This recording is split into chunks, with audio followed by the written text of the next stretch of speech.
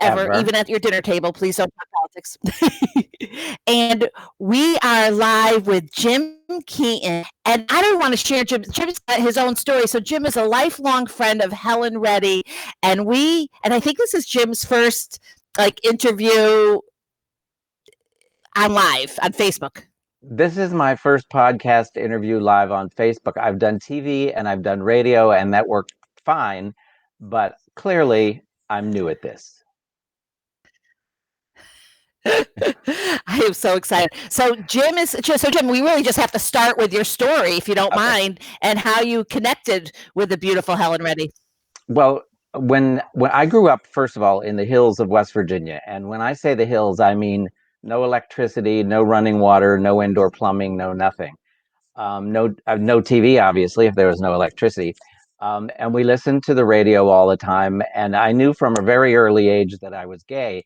And my mother was Pentecostal, snake handling Pentecostal. And my father was born again Baptist. So I was taught from a very early age that gay people were going to burn in hell. There was no way around it. And I thought, well, if it's going to happen anyway, why not just shorten the trip? And so I had my suicide planned and everything was ready to go. And I heard Helen on the radio singing I Don't Know How to Love Him. And then shortly after that, I heard I Am Woman. And I thought, well, if she can stand up and say what she believes, and she was being called some awful names at that time, and so was I. So I thought, well, I'll just write to her, tell her everything I'm thinking, and at least somebody will know, if I do, when I do kill myself. So she wrote back, which I thought, if somebody in her position can take the time to acknowledge me as bad as I am, then I might not be as bad as I think I am. So that gave me the courage to reach out, and I reached out to what used to be called Hotline, which would now be Suicide Hotline. And I started talking to them, and Helen and Jeff Wald. Actually, Jeff Wald was wonderful to me the entire time I knew him. He treated me like um, somebody who needed to be protected, and I did need to be protected. And so he wanted Capitol Records to start a fan club, and they called me, and they wanted an official fan club, which meant that they wanted somebody that was responsible for getting out information. Now, this was before computers.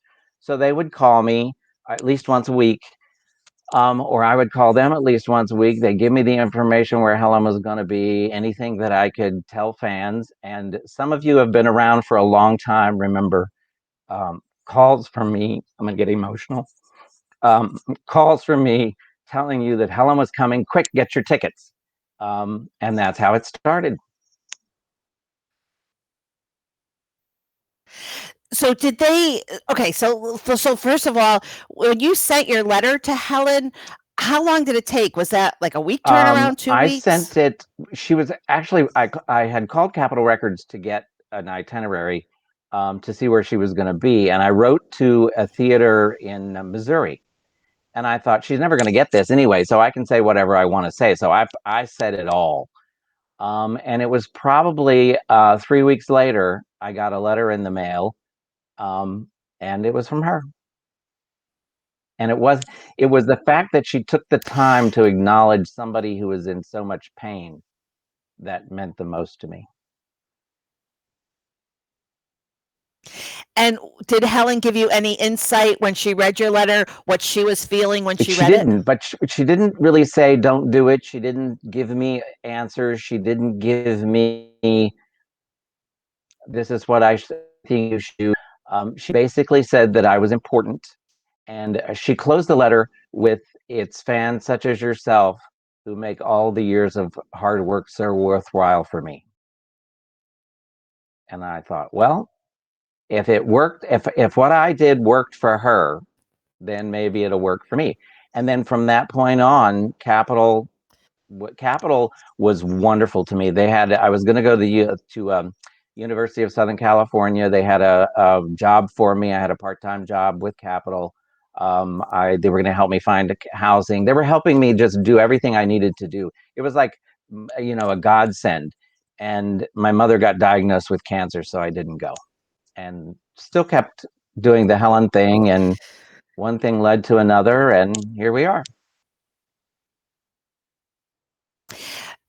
And so if you had to do it again, you would send the Oh, letter. absolutely. And I recommend any And gay child, any gay person, anybody who's feeling lonely, who's feeling depressed, who's feeling like they don't matter, please reach out to somebody. And sometimes it can be the most unlikely person you reach out to that makes all the difference. I mean, who would have thought that Helen Reddy, the biggest selling female vocalist of the 70s, would take the time to respond to me and save your and life. save my life in effect? Jim, I really appreciate your bringing this up. I have a 14-year-old daughter who is definitely in a rough spot with just everything going on and feeling dark and depressed. It's the scariest thing. And last night, actually, because of my daughter, I went to Google and realized that there's a location. I can't even think of where it is, where they've already had 19 students commit suicide. So it's definitely very scary, and I've been looking for teen groups. I've been looking for a teen counselor. Just it's not so easy to find. A lot of advice out there, but I'd love to get all the kids on Zoom. But I know. that's I for would like probably one of another the story. things So when you I'm teaching. Yeah, another story. But when I'm teaching my communication courses for dispatchers, and we'll talk about that another time. But one of the things I teach is suicide intervention, and one of the things that I always tell people is that I'm everybody freezing. is fighting a So did I. battle. Everybody is fighting a battle. We may not know it, and we probably don't know it, but everybody is fighting a battle. And sometimes it's just that smallest little thing that's going to make all the difference to that person. So I try to, um, Helen used to say to me, "Why do you put these people through this?" But every class I teach, I play I Am Woman. No matter what it is, I play I Am Woman to say, okay, you need to listen And to she these says, "Why words. do you put people into it?" And to sell records, but you Okay. need to you need to listen to these words. So Helen didn't understand why her own words. She seemed very humble. The one thing I've noticed with looking at all of the videos, she understood the magnificence of herself, but she really did seem humble. So how so I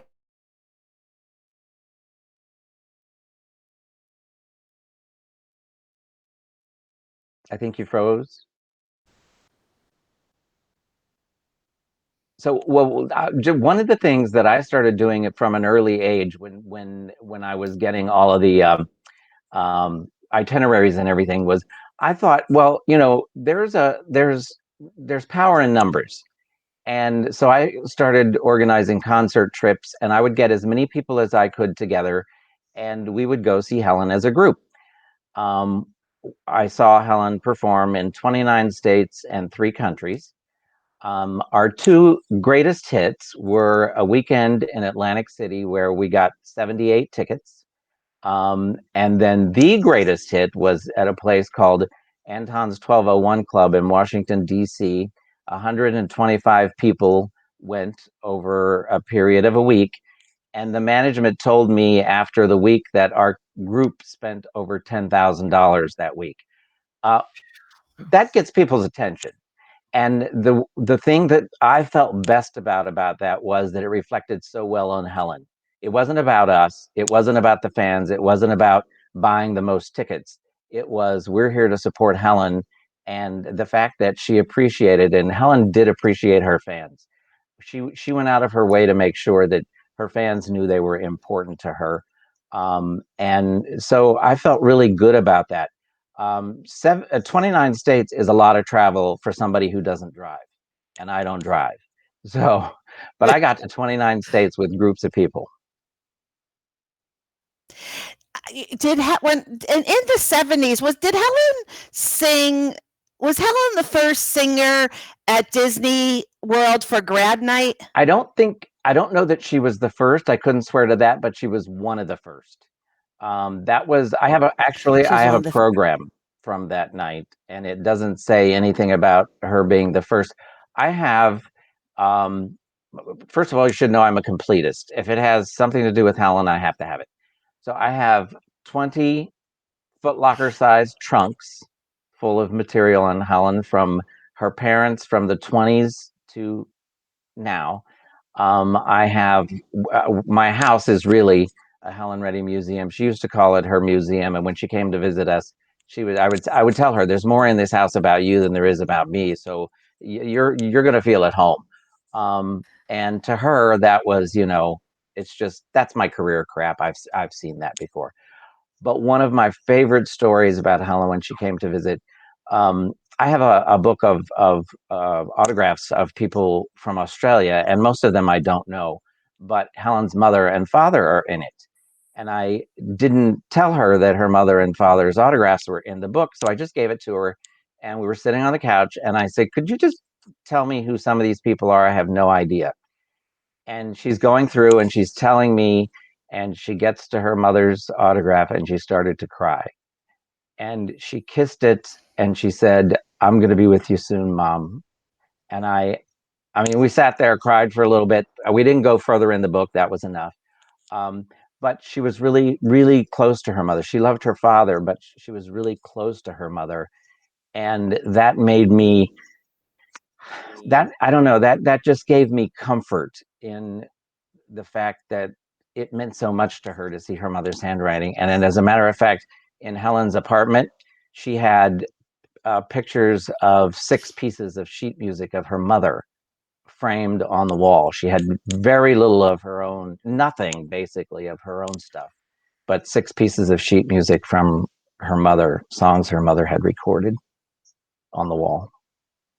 So her mom and father were, because so she the talent is so amazing. So her parents were in the Her music parents were business. in show business, and another interesting thing there is it's very hard to get information, and especially recorded things on people in Australia because they made so few copies of records and of things because they were selling them basically in Australia, and they very few were exported.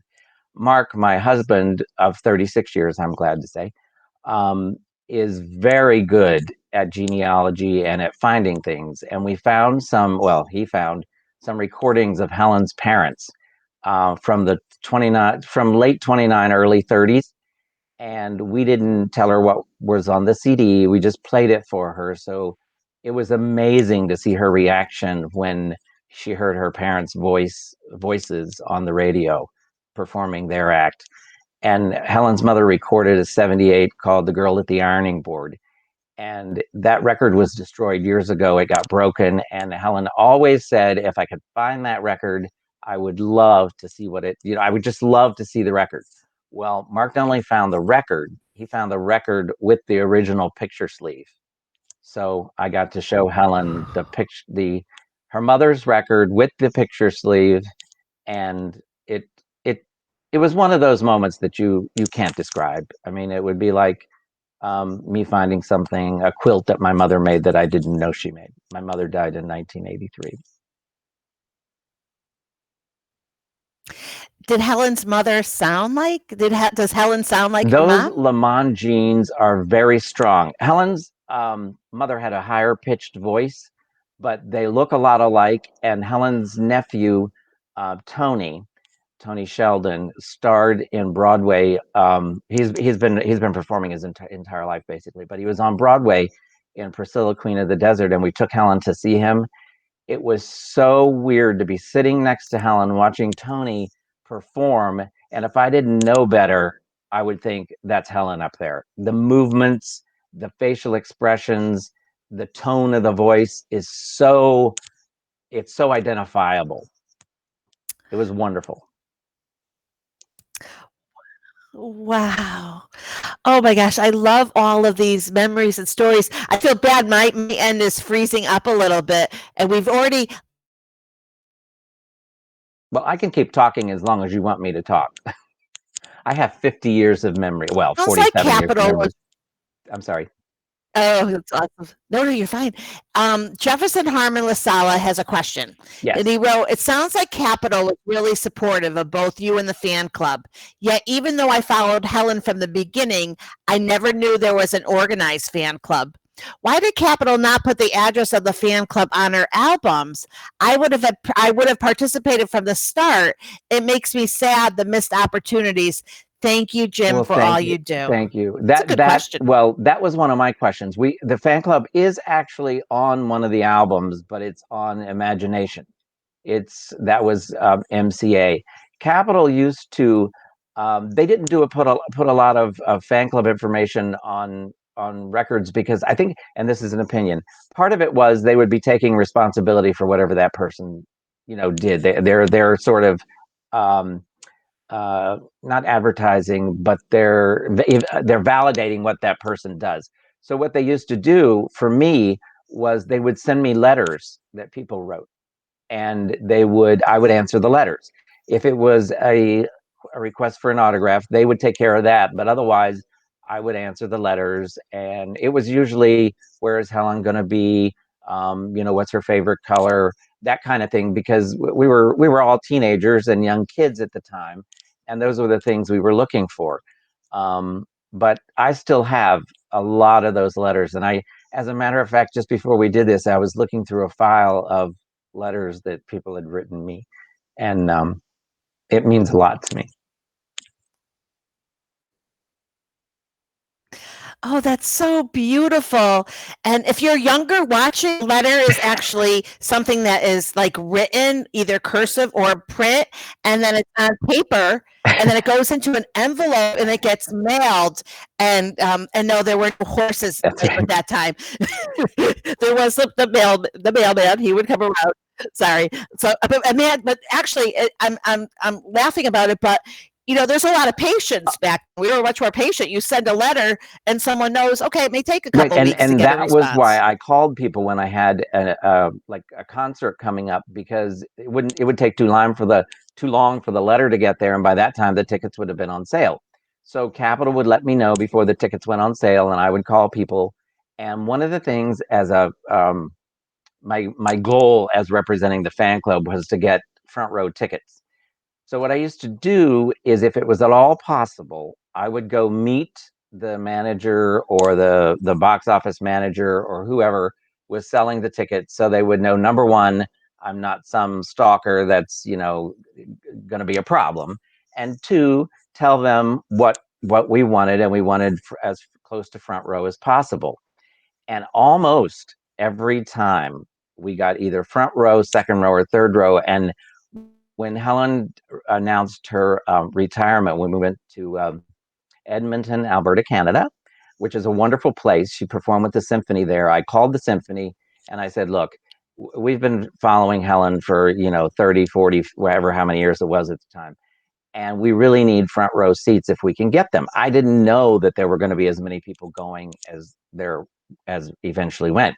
And the lady at the box office, the manager of the box office, she said, I would love to help you, but we have seasoned subscribers, and I'll do what I can, but I can't promise you anything. Well, there were I'm going to say I don't remember the exact number, but there were about 37 people from 13 states and 3 Canadian provinces who went. And when we got there and they gave me the tickets, I was shocked that we were in the first 3 rows. They gave us basically the front 3 rows. And it was wonderful to be at Helen's, what was then going to be her last concert, and for us to see, her fans there who have been with her in basically her entire career, there to support her. It was very rewarding. We had a lot of fun. Some things I could talk about, some things I can't, but let's just say we had a good weekend. So when you say a concert, and I'm thinking, for the kids watching a concert, and they think that it's a big, in the Madison Square Garden, a concert. But when Helen was first performing, were these more of those beautiful cabarets and kind of She did that. nightclubs? And actually, that was one of her favorite venues to perform in, because it was such an intimate audience. She enjoyed that more because she could interact with the audience better. But usually, she performed in venues, older theaters like 20s, 30s, 40s, those refurbished theaters that are so wonderful, that seat usually between 3,500 and 6,000 people. So it was not, stadiums, but it was not, 30 people either. It was very nice older theaters that were wonderful. Oh, I just wish I could go back. That's all I like. I really don't. I don't Oh, like I any don't other either. scenes. Did did did Helen ever perform for? Yeah. Did Helen ever perform for the Jerry Lewis telethon? Yes, she did that a lot. She did a lot of um, work for charities. She did a lot of work for women's shelters, battered children. She did a lot of work for AIDS research. She did a lot of telethons, to help raise money for muscular dystrophy and other cystic fibrosis. She donated a lot of time. She donated a lot of time to political causes, to political candidates she believed in. She was very supportive of people who had less, and she was very conscious. I mean, I can remember driving down the street with her, and she would see a street person and say, "We have to give him money," and we would give him, $5, $10, because she knew that those people who had less were not less of a person. It's just the condition that they were in at the moment might mean that they need a little more help. And that's one of the things I liked about her most. You know what? That's a beautiful thing that you just said, Jim. If we could just get people to understand that just because someone's in a difficult position doesn't mean that they're less of who they are. That's Right. really beautiful. What a heart. So I'm confused with her songs as far as how do we know which songs Helen wrote or which songs were written for her and then or a combination. I don't know Well, what that looked like for well, with her she beautiful wrote, music. she wrote, she did write some songs, but she didn't. Only I Am Woman was the biggest hit. She wrote "Love Song for Jeffrey" from that album. She wrote several. She wrote several songs, but there were artists wrote songs that one really liked. Like she said she would never do an album without a Leon Russell song on it, so she always recorded Leon Russell. Harriet Schock, she "No Way to Treat a Lady" and "Mama." She loved those songs. Becky Hobbs, who wrote "I Can't Say Goodbye to You," she wrote several other songs for Helen. Um, so Helen would look for people that she could help with their career. She helped look for people who were not the biggest, success yet, and help them along. She believed very strongly in her success helping pull people up. One of my favorite stories is Elaine Boozler, the comedian. When Helen was on, she hosted the Tonight Show, and she wanted Elaine to be on the show with her because Elaine is extremely funny to begin with, but she was very good. It was the beginning of her career, and so she was on the show with Helen, and then she went on tour with Helen. And Elaine, to this day, gives Helen credit for helping her get her career off the ground. Helen never forgot that it was not easy to get a start, and that you needed people to help you along the way, um, to get that little, your foot in the door to go anywhere. Otherwise, it was not going to happen.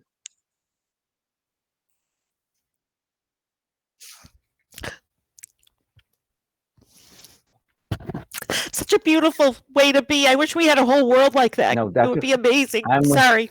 It's so beautiful that she would just and she was that way with her entire life. It wasn't just, I'm going to get successful and forget the rest of you. She was that way. She helped people all her entire life. And I want to just tell you a couple of funny stories, because we're talking about the serious stuff, but there's a couple of stories that I will never forget. And one of them, Helen did a show called Shirley Valentine, and it was written by Willie Russell, and it's a one woman show. She did about five productions of it, and in the script, there's a line, and it's talking about how until you hear a word pronounced, you may not know how that word is really pronounced. And one of the words was clitoris. And so in the script, she says, when I read that word the first time, I thought it was clitoris, and it sounded like a woman's name. So you would have, like, oh, clitoris, let me tell you, I have a story to tell you. Clitoris, wait till you hear this. And she said, and then people would tell me that's neither woman. I'm thinking, well, why not? Why can't clitoris be a woman's name? There's plenty of men walking around called Dick. And that, there was a good laugh. And a woman about halfway back in the audience, it took her a split second to get the humor of that, and she started to howl. And when she started to laugh, everybody started to laugh around her. And it took a good I would say 2 minutes for that laughter to die down. Helen's laughing, the whole place is laughing. And it was wonderful. If that line could have been written with that woman in the audience every week, every show would have been wonderful. Um, Another one, Helen used to, she would do 3 or 4 shows at, in Atlantic City, and Gabriel Kaplan opened for Helen. And I like Gabriel Kaplan, but his shows were not the funniest things I've ever heard that week. He must have had an off week. And so it's the 4th show, and we're sitting at the show, and one of the fans is talking about her first visit to the gynecologist. And the gynecologist, the nurse, excuse me, the nurse said, "Could you empty your bladder?" And the fan said, "I don't have one," because she thought the nurse said platter. And the nurse says, "You don't have a bladder?"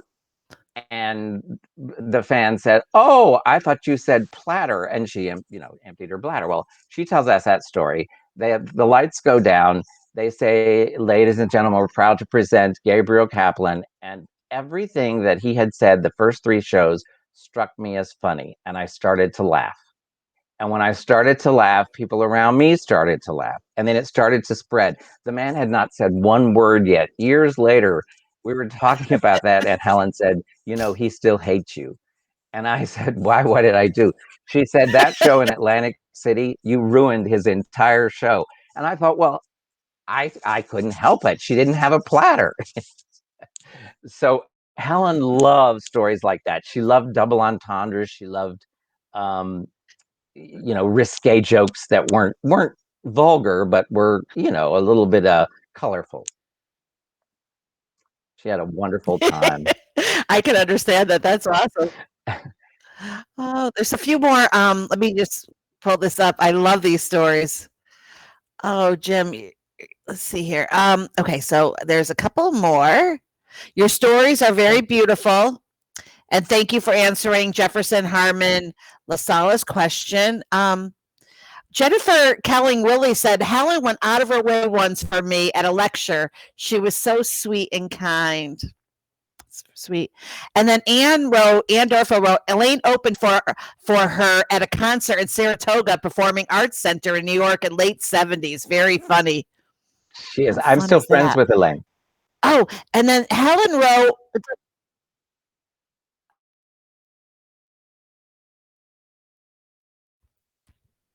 I'm still friends with Elaine, actually, and visit her when we go to LA.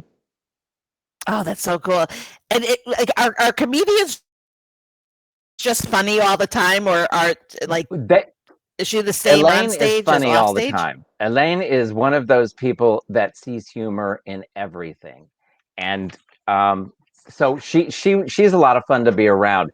And I don't know that many other comedians, but basing it on Elaine, I would say that they know how to find the humor in things. And I love Elaine anyway. So I love that. I'm Mhm. Jewish, and I didn't understand how how much I love Jesus Uh-huh. Christ Superstar for the music, the song. I would listen over and over, and my parents were so confused with like I didn't even understand how to explain that I don't know how to love him. Just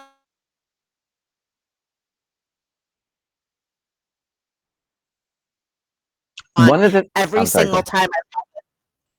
One No, of the things please. that Helen used to talk about that song, and I think worked so well for her, she wanted I Believe in Music, as most people know, to be the A side of the 45. And when she sang I Believe in Music, it wasn't joyful sounding. It was almost desperate sounding to some people's ears. And when she sang, "I Don't Know How to Love Him," that that desperation worked. It was so strong. That feeling was so strong that I think that's what people identified with. You could feel the emotion in that song, and I think that's one of the things that makes Helen's songs so meaningful to people. It's not just the words; it's how she said them. And when I hear a song that's a Helen song, or when I hear somebody else sing it, I don't hear that person's voice. I hear Helen's voice, and I see Helen's face and the facial expressions, and I identify whatever it is, the emotion that's being evoked, because Helen evoked it. Not, and I'm not saying that other people can't do a good job with the songs. It just doesn't mean the same. And I am a little biased. I'll tell you that. Another story I wanted to You know what? It's really fun. Another story I wanted to tell you. Okay, good. This is one of those times when God put his hand on me and said, "Sit down."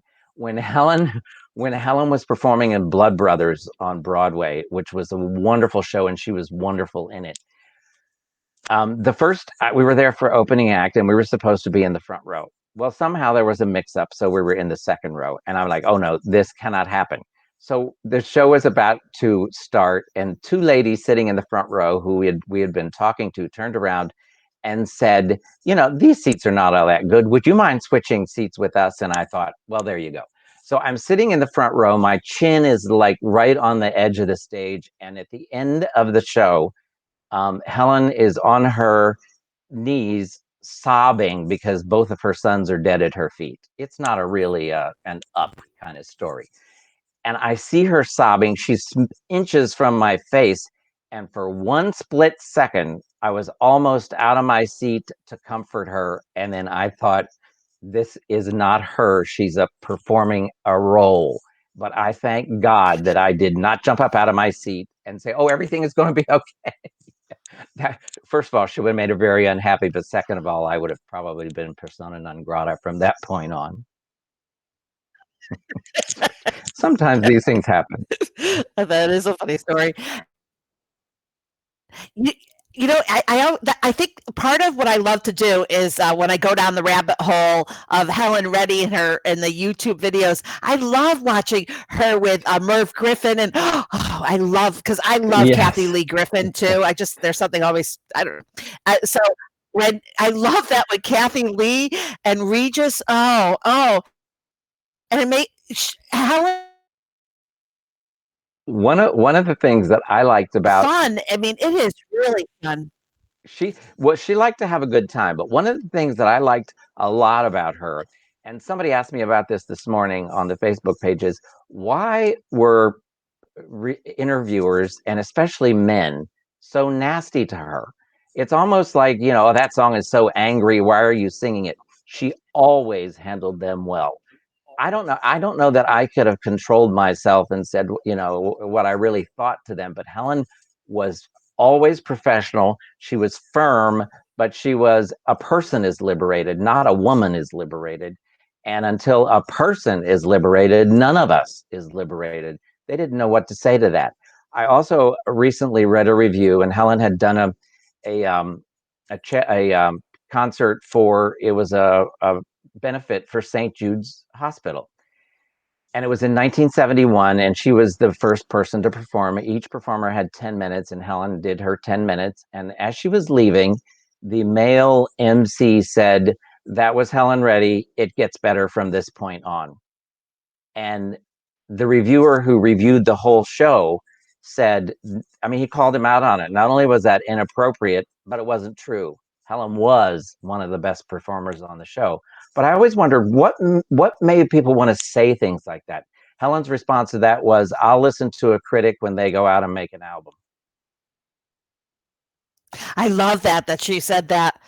I don't know, I don't know why would I teach civility. I don't get why people can't be nice to each other, but definitely I want to read a few Oh, more sure. things here. And I'm sorry, I know there may be a little glitch in sometimes with just the virtual. When Helen announced her retirement and moved back to Australia, this is from Uh-huh. Don Harkaway. I accepted I would never hear her sing again, live again. What a surprise and a thrill when she came back to the US and toured again. Did she enjoy those shows at that time Oh, as she much as we loved them. did? And one of the things that she liked about them, she would say things like, I'm going to sing the songs I want to sing and not the songs that people want me to sing. Because, when you pay to go see a singer, you pay to go see them sing the hits. And Helen did a lot of songs during that sort of that comeback that were important to her or that meant something to her, that she felt like doing. So she felt a little bit more freedom. I also think that after 10 years of not singing, she really enjoyed performing. She did a lot of meet and greets and she did a lot of interacting with the fans, and she'd had a lot more fun when she was on stage. I mean, she performed since she was four, basically, 4 or 5. So, years of that's got to get old. So I think the break did her good. I thought I would never see her perform as well. And she never let me forget that we didn't go to Australia to visit her. She invited us several times, but we could never make it. And she never let me forget that. Oh, I love it. Drew Hi, Drew. Gayork, Hi, Drew. sorry, Drew. Helen had the best quick wit too. Hi. In 1979, I think, she was performing at what was then called the Forum at Ontario Park in Toronto. Someone rude kept yelling, "We can't hear words," even when she was singing. And she quickly and kindly, but pointedly reported, "Get them the sheet music." One of Really? my other favorite responses she would have would people would yell songs out, and sometimes, and especially in casinos where people have had a few drinks, they wouldn't stop. So she would be singing a song and they would yell songs. And her response to that was, write that on $100 bill, pass it up here, and I might consider singing it. Another another one of my favorite stories, and I am a little bit vocal. When I support somebody, I like for them to know that there's a live audience there, not sitting there. So she was at she did a show in Gulf Shores, Alabama. Actually, no, it was Baton Rouge, Louisiana, and it was at a huge venue, and it was with the symphony. And so they didn't tell me. Normally with the symphonies, you dress up. Well, they didn't tell us that it was a picnic and that there was a table decorating contest. So we show up in our tuxes and we're all a front center table and everything. Well, as I yell, I'm yelling a little bit. There were peacocks there. Peacocks like to respond. So periodically I would yell, peacocks would start yelling back.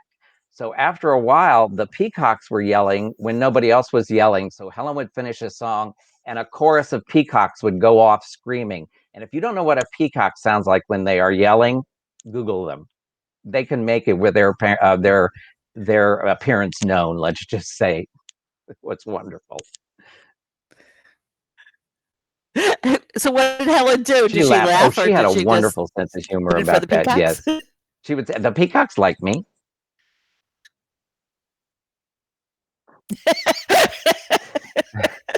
Oh my gosh, I love this. All right, I'm going to read a couple questions that I have, so don't miss anyone here for their questions. So Barbara Scott just wrote, she was a last minute question at Uh-huh. 1:11. I may be too late in adding a question for Jim Keaton, but I was wondering why on the Grammy.com website, under her page, there's not a picture of her displayed as there is for other artists. Was this her choice or an oversight by the Grammy That organization? was not her choice, and I'll have to get on that. I'll contact them and find out why. Thank you, Barbara. Beautiful. Okay, so good. So Barbara caught something, and that's good. Thank you, Barbara. I'd like to say something about the. Did Helen ever have I'm sorry. anything recorded when? Oh, sorry. No, go ahead. Did Helen like to swim? The first question. Oh No, I'll yes. ask the second question afterwards. Did Helen She, like to swim? she loved the water. She went to St. Martin with us a couple times, and I can't swim. And she loved the water. And that's one of the things I sort of regret. I trusted her implicitly. I mean, I, with my life, I would trust her, but she thought she was going to get me to learn to swim. It never worked, and she used to tell, "You don't trust me." Yes, I do. I'm afraid of water. Right, right. It's a real fear. The next question is great too. Did Helen ever have anything recorded when she was a child, like when she was 4 or 5? There are, and I'm looking for them, but there are recordings that exist of Helen when she appeared on stage with her parents. She was a plant in the audience, so she used to like to tell this story. So her parents would ask, is there a little boy or a little girl in the audience that would like to come up and sing a song with me? And Helen would run up and sing the song, and at the end, her father would say, "You've never met me before, have you, little girl?" And she would say, "No, daddy," and run off. There are recordings of that, but I don't have any. I'll get them. Oh, Helen also she I love that story. I think that I she could hear also that story did forever. a couple of commercials that are out there. I have a couple of those where one was for a cigarette company. She did another one for a tourism bureau when she was a teenager.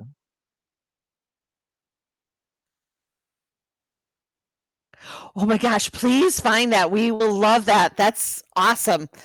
Thank you. So that question Uh was huh. from Jennifer Willis. Thank you, Jennifer. Oh, oh, I would love to see that. Let me see here. You know what?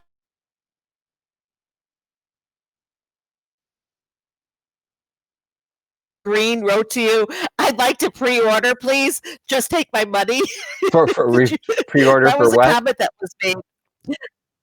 It was something that you were at, like offering if someone wanted any photos a couple days ago, and Oh, Rochelle wrote, "I'd like to pre-order, please. Just take my money." I thought that was adorable. I am working on a little Oh, surprise that I'll offer on the. It's going to be a kind of. I used to do a newsletter, and I'm putting them on, as you've seen now, on the Facebook page, the Ready Report. I'm going to do a final version of the Ready Report as sort of a memorial for Helen. oh, I love that idea. Okay, so now this is a good question from Ann Dorfel. I'm hoping I'm saying her last name right. Thank you for doing this. I've been a Helen Reddy fan since I was 12. Yes, she has, and I've known her most of that time. Air Force office training, and she was taking the words to heart. Now she told me the next thing I was say. She told me, she said, I didn't have to tell you, but it was so cute. She wrote, in fact, I had the DJ at our wedding reception play "I Am Woman" twice. I think that's just absolutely lovely. I think it's great. So thank you, Anne. And then Cox had a question. Helen had grown tired at times of singing the same old songs. Although her performance never showed it, did Helen have a favorite that she enjoyed singing or that was special to her heart? Um, she, well, I don't, one of the special ones to my heart that I used to beg her to sing was "Somewhere in the Night." That is my absolute favorite song. She went through different phases where she would prefer to do some songs over others. I can't think of any specific one that she wanted to perform more than others. She used to say though at the end that she didn't, and I feel sorry for the person who wrote this song, Linda Laurie. "Leave Me Alone." She didn't like say, "Leave me alone, leave me alone," all of that. But that song was really good for her. It made a lot of money and was one of her biggest hits.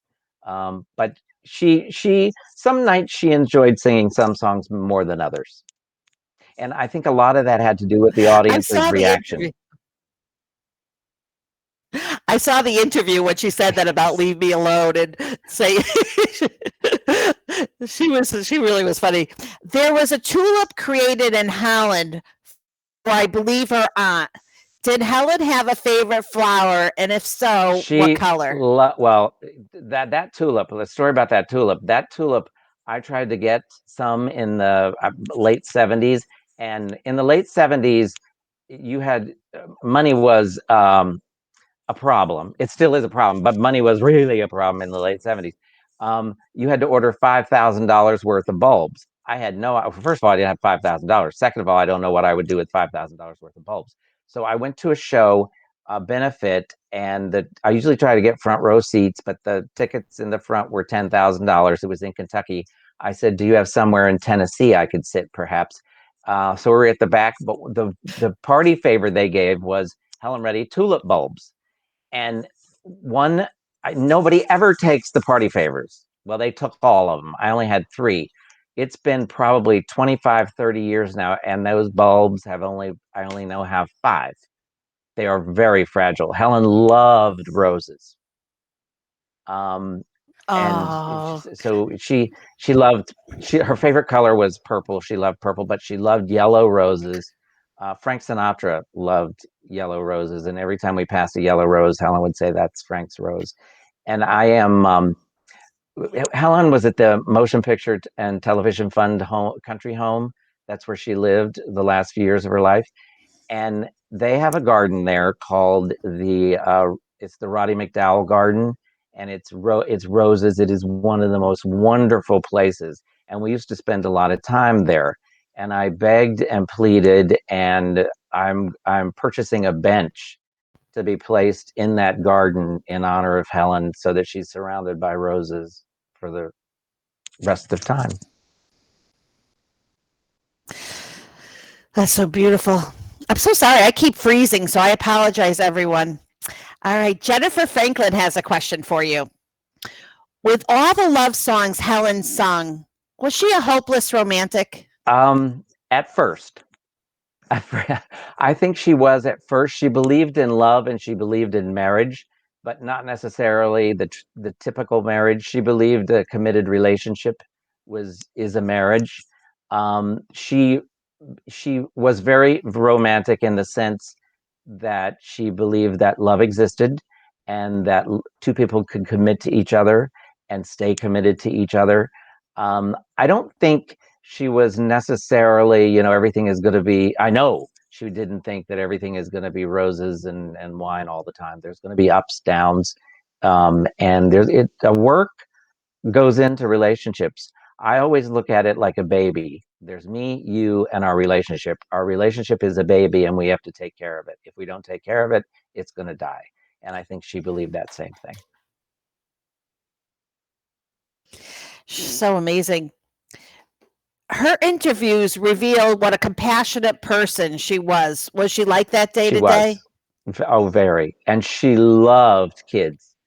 Kids were her just we would be walking or be in a restaurant and there would be a baby. She could never ever not go over and talk to the baby. She Kids were just a joy to her. They are. I love that. And when she commented that she is determined, how did that quality play out in her life? How she was determined. Good question. Say that again. Yeah. When she commented that she is determined. And when she commented that she is determined, how did that? Yeah, she did not like no. And especially if somebody told her she couldn't do something, she would find a way to do it. There were many times where um, there would be obstacles put in her way.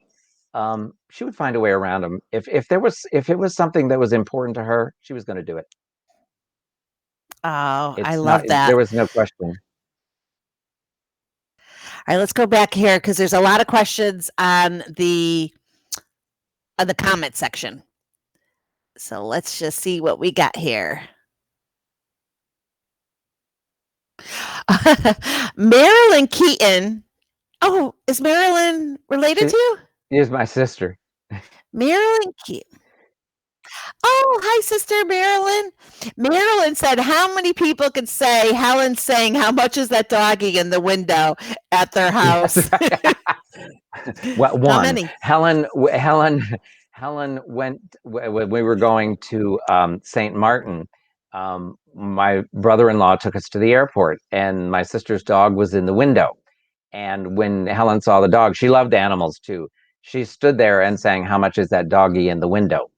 Another story about my sister is when Ear Candy was released in 1977. I told you I don't drive, and I have an artificial eye on the right side with no depth perception, so I'm dangerous. So we had to go to DC to pick up the album because it was the first day it was released and it was in the store.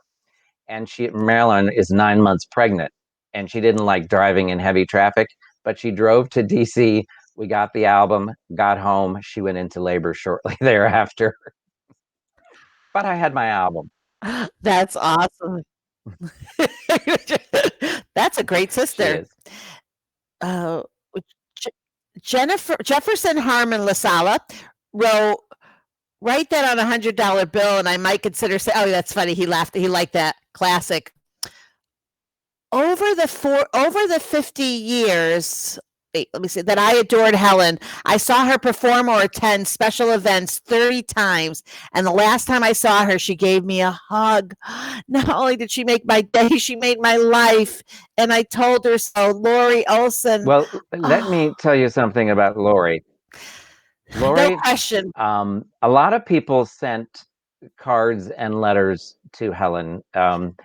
And Lori unfailingly sent a card every week, and Helen read them. And so when we used to go visit her, we used to visit Helen every 2 months. And we would go in, and she would say, "Here's look at the card," and she would show me the card that Lori had sent her because she knew I knew Lori. So, Lori, I want you to know that Helen appreciated those cards.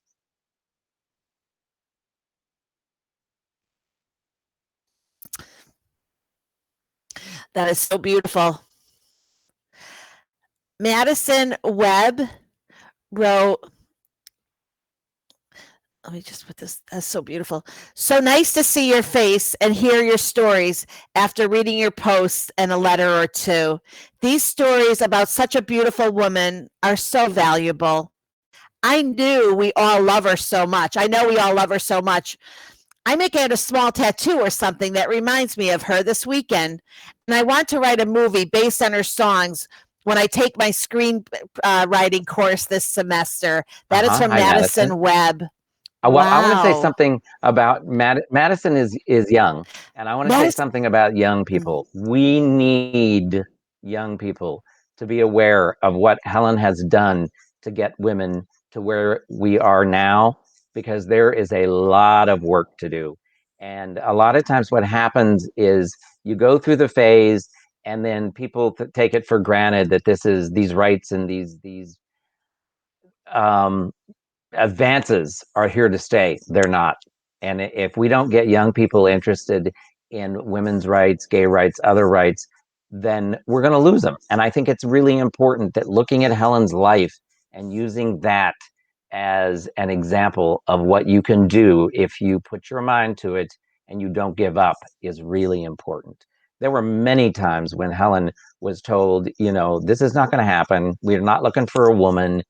You're not going to, nobody wants to hear you. When she would, oh, yes, they do. I'm not done yet. And her first single, she said, sold 6 copies. It was, I have to tell you, it's not one of my favorite songs, but it Wow. sold 6 copies.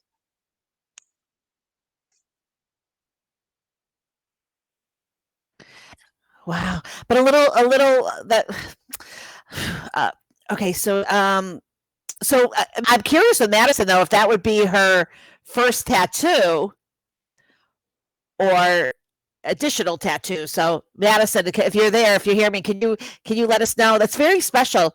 I don't have any tattoos, but I really admire people that have tattoos because they're a Me lot too. braver I than don't I have am. one. And I love the fact that you would get a tattoo.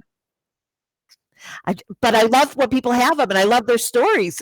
I actually enjoy someone. There's so much conversation to make with a tattoo. Yes. Drew Uh-huh. Gyork. Helen did many things in her studio in her subtle, indelible ways. Not only did she reach us with her music at various times in our lives, but she brought many of us together. I miss her. but she lives on in the connection of so many of us as a result of her a special legacy. So is Drew saying that she brought all of you together and you're Well, still I really all think together? absolutely. I met Drew at a Helen concert in California. And that's one of the things, that's the united part of Ready Fans United. I have made lifelong friends. I have people that have, from the very minute I met them, I felt like I knew them my whole life. Um, and since Helen passed, a lot more people are becoming aware of her. And in the 3 weeks um, between her passing and her birthday, I had over 700,000 um, engagements with the Facebook page, and it's incredible to me that these are continuing. We're not quite at that number, but I get hundreds of messages a, a week. It thrills me. So beautiful. It, oh, ver, so Jefferson wrote, Helen's version of Somewhere in the Night is the best. Love that song so much. Okay, Oh, and her doing he's that right. That's a live beautiful song. is absolutely my favorite. And one of the stories she used to tell about that is Barry Manilow released that song at about the same time she did. And they were at a Grammy Award show, and they were backstage. And he said to her, Helen, your version of Somewhere in the Night is really a lot better than mine. And she said, yeah, it is. She used to also tell stories about Anne Murray. Helen was um, mistaken for Anne Murray a lot and the other way around. So they told stories about each other. And we were in St. Martin, and when Helen was, this is one time I wish I had a camera that I didn't. Helen got dressed for dinner. We went out, and there was a band playing, and my husband Mark loves to dance. And Helen is there, and she's clearly wants to dance. And Mark asked her if she'd like to dance, and she said, I was a dancer before I was a singer. So they danced and danced and danced. And a lady came up to me and she said, is that who I think it is? And I wanted so badly to say, yes, it's Anne Murray, but don't say anything. And I said, well, who do you think it is? She said, Helen Reddy. I said, yes. And she had her picture taken with Helen, and we had a nice time. Um, but those stories are ones that used to me, show Helen's witty side. Those the way she told them, it sounded like it was the first time she was telling them every time I heard them, and I laughed every time.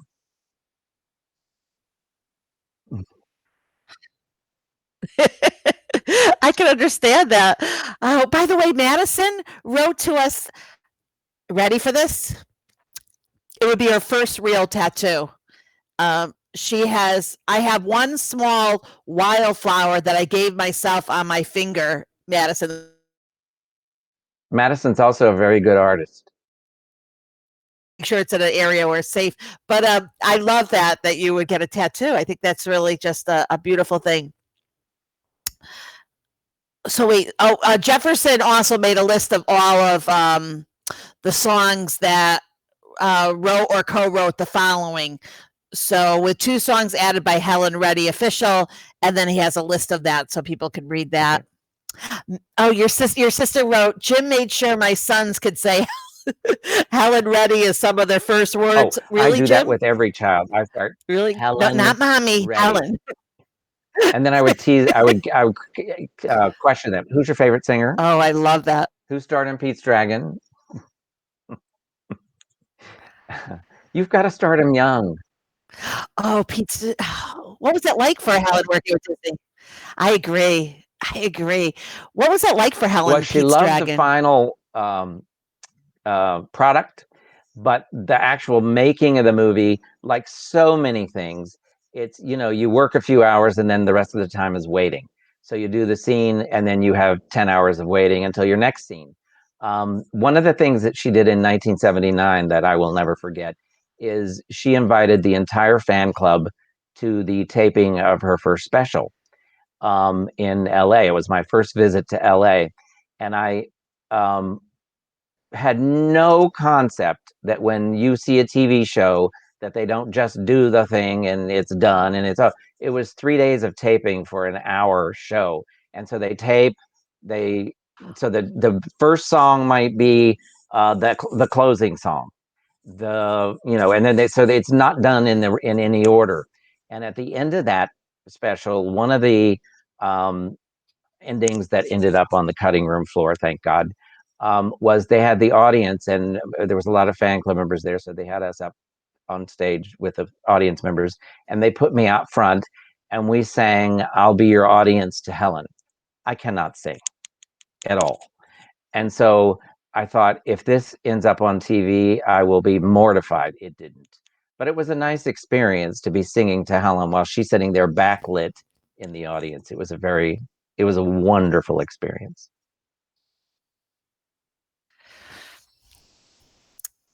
Oh, Jim. Oh, so so MJ Wiley, I'm so sorry, MJ. She writes, her music sustained me as a young lesbian at a time when it was so hard.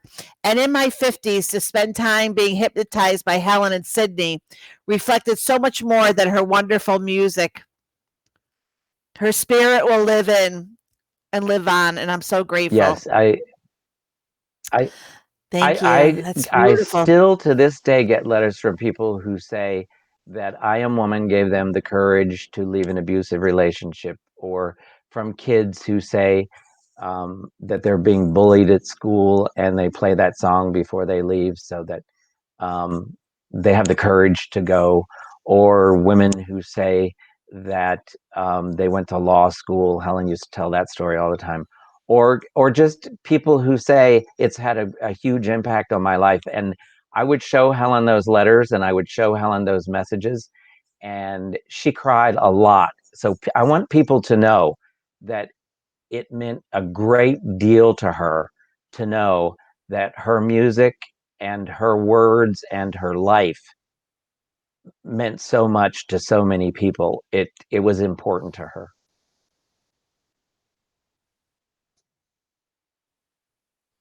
And we need more people in the world to be Helen Reddy. I just think what a beautiful world we would have if the whole world was If they Helen and just thought Jim like her just a little and bit. Mark and Marilyn. So Madison Webb wrote, Jim, you're absolutely right. Every time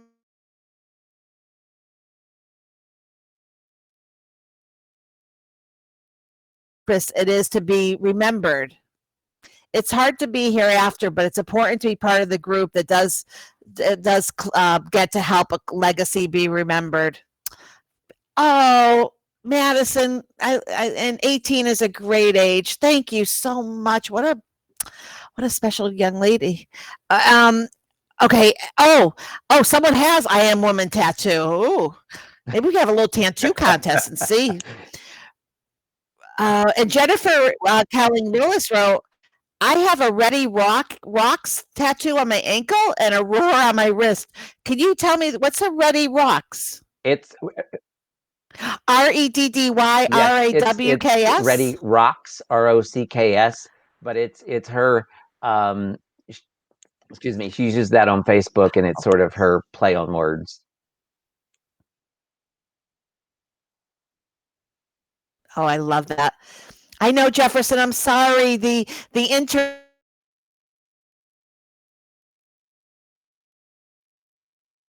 Caltriona Humphreys, beautiful.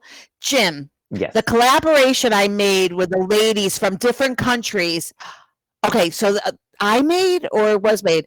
Did she make yes, that beautiful video with all the yes. ladies? Wow. Is that the first time "I Am Woman" was done like that? Oh my gosh, this is a woman that did it. She just It was beautiful. That's had to be difficult putting that together. So I'm sorry. So her question is that the first time "I Am Woman" was done like that? Each of us recorded her part, and after the next lady using just a phone and a headphone. It's the first time I've seen it done quite like that. It's not the first time that I've seen it done in Australia. The women's choruses throughout Australia recorded it, and they did it from where they were, and it was put together, and that was actually used at Helen's memorial to honor I Am Woman. And I posted that on the Facebook page. I'll post it again, the way they did it, but the way that they did this with just them doing their parts with the phones, that's the first time I've seen anything like that. Yes. Very remarkable. Wow. I would imagine, I don't even know if there was editing to that, but I think you did an amazing job. And I hope I'm getting Catriona Humphreys. I hope I said that right. Beautiful. And everyone was just beautiful too. It's really lovely to watch. I mean, okay, I watch it many times. It's just enjoyable. That is really, really great. So, Jim, we have 73 minutes. So, I don't want to go so long that it becomes difficult to watch on YouTube. I can't even thank you much enough. We have Barbara. Barbara Scott asked a question. Oh, good question. What are the chances Helen will be inducted in the Rock and Roll Hall of Fame? I haven't heard anything about that, but my personal opinion is it's not very high. One of the things that we're going to try to work on is getting her inducted into the Women's Hall of Fame first. So I'm about to start a letter writing campaign on that. I also, just before we go, I wanted to know what you thought of the movie I Am Woman. We haven't mentioned that. Okay, so I absolutely loved the movie. And so I grew up, my birthday is 1962. So I was listening to Helen's music, and actually when I was in my teenage years, my parents had like a screen-in porch, and I would not only listen to the radio, but I would call in all the time, and I would win every prize on the radio until my parents really asked me to stop because it was getting to the point where everyone in the town knew that their daughter was doing this. But I couldn't help it. I love, love, love. And so when I saw I Am Woman, I'm like, oh my gosh, Helen Reddy, like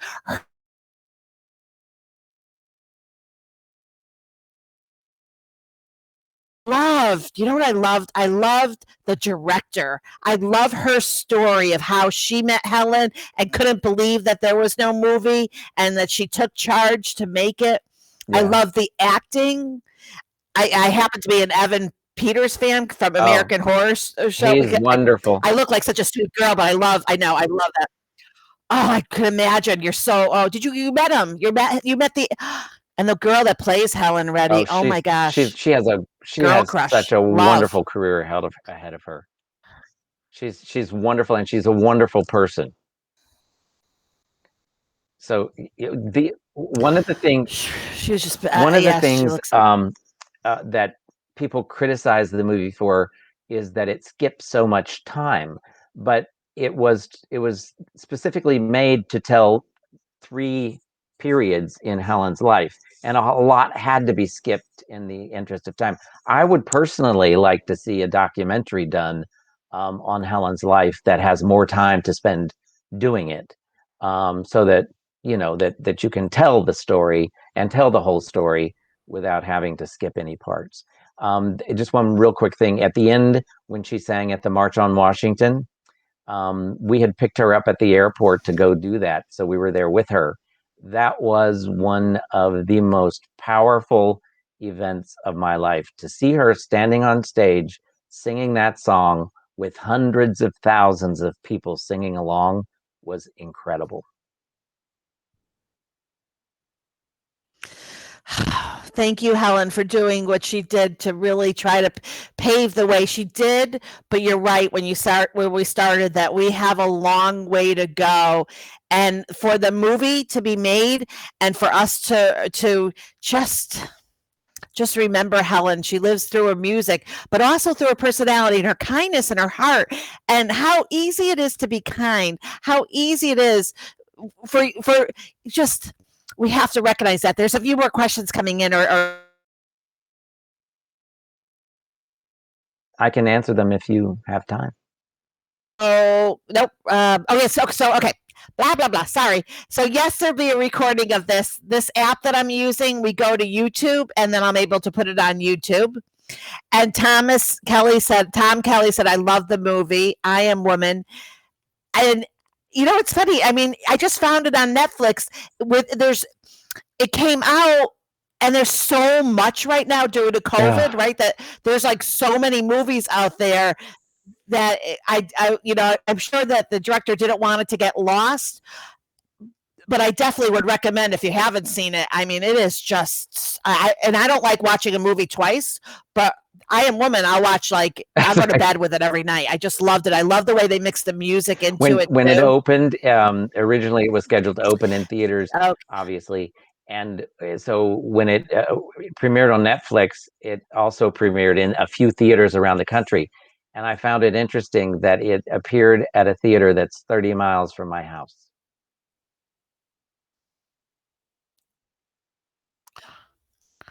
That is interesting. Wow. Wow. And what? So, Trudy said that she loved the movie and she read her book. It's called The Woman I Am. What book is that? And it's her autobiography, her memoir. Oh, so okay. I see. I did not read. Well, I let have me to get see that if I book. can Okay, find it for beautiful. you. I don't have any copies The right Woman now, I but right Am. now it is selling. Thank you, Trudy. Like on websites for $175. I don't have any. I've sold all the ones I have, but I will try to find you one that's not $175. Oh, wow. Oh, Drew wrote that he agrees with you about Yeah, the I would documentary love to be able to idea. do a documentary, but I don't know how.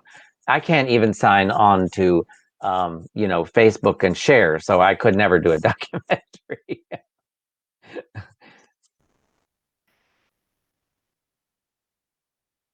All right. And then thank you. And then Sandra wrote, "Thank you, Jim. Your stories and memories are a treasure. You make me smile, Jim." So you really, you're doing exactly what Helen would have wanted you to do. You're just continuing just to because you're a beautiful spirited human being, and the work that you're doing. I mean, I just want everyone to know that we are looking at a hero. And our conversation yesterday was interesting, Jim, because 911, I would love to join and help in however I can to make sure that that public that it becomes a public relations, those that are doing the work that you're doing. But Jim, will you take a minute to tell everyone what you've done for your life's career? Well, in 1979, when I just turned 21, I went with a friend to drop off an application at a county government, and she said, "What do you have that he could do?" And I said, "Well, they say, can you type 21 words a minute?" And I said, "Yes." And they said, "Take this test." And I took the test, and they sent me to the police department. I had no idea what a police department was. I mean, I knew what they were, but I didn't know how they worked. And to be honest with you, I think I was hired because they were looking for a specific group of people.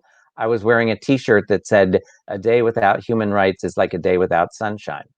They hired me on the spot. And for the last 41 years, I have been working in a 911 center. I teach at the Northern Virginia Criminal Justice Academy. I teach communication.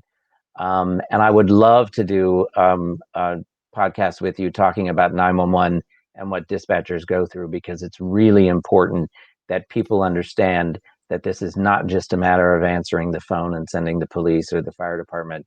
There is a lot more that goes into it. It's a story that needs to be told. I would love that too. Thank you so much. Heroes work. All right, a few more.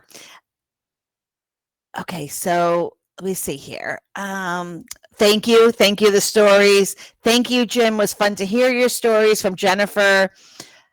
The movie premiered in Toronto. Yes, it did. I Am Woman? Oh, so it premiered in Toronto, yes, at the too. Toronto International Film Festival. Thank you both. Can I ask? And I feel bad. I think there were a little freezing here, and I apologize, everyone. I did. Oh, how cool! Jennifer showed Helen her Reddy Rocks tattoo and said, "Oh my!" Yes, at jealous. BB King. That's awesome. And Madison Webb wrote, oh, Madison Webb wrote, thank you both so much for this interview. Jim, you're a wonderful person, and thank you for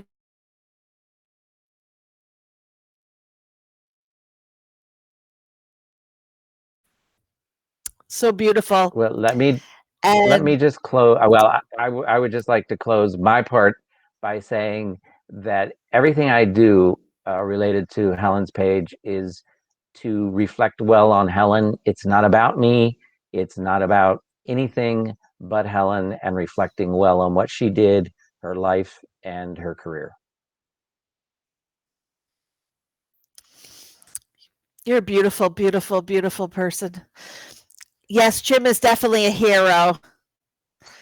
Ah, thank you, Jim. Thank you so much. Was this was before this was like the best 83 minutes and 22 seconds of my life. I really, really love talking to you. So I want to do this again. So we'll set up another Okay. time.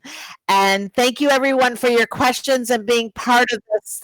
I really just loved every minute. Thank you so, so much. I just can't thank you enough. And everyone, keep listening to the best.